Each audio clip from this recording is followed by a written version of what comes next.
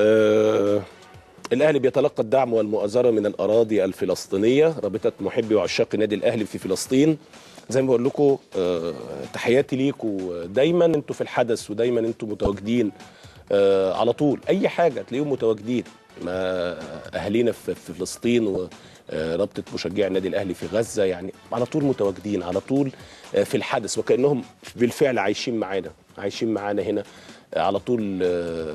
هنوا النادي الأهلي بالسوبر.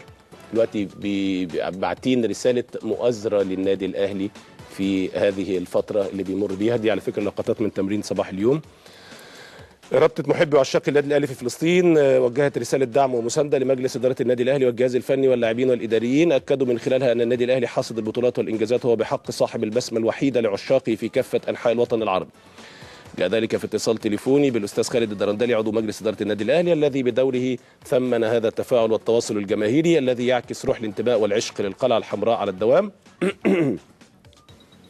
عفوا. واختتمت الرابطه الاهلاويه رسالتها بالتوفيق والازدهار للفريق في الفتره المقبله. ده مختصر الرساله لرابطة محبي وعشاق النادي الأهلي. وهذه الرابطة بتؤكد وبتوجه الدعم والمؤازرة لكيان النادي الأهلي، وكذلك للمدير الفني الكابتن حسام البدري واللاعبين ومجلس الإدارة. الجهاز الفني لفريق النادي الأهلي صرف النظر عن التعاقد مع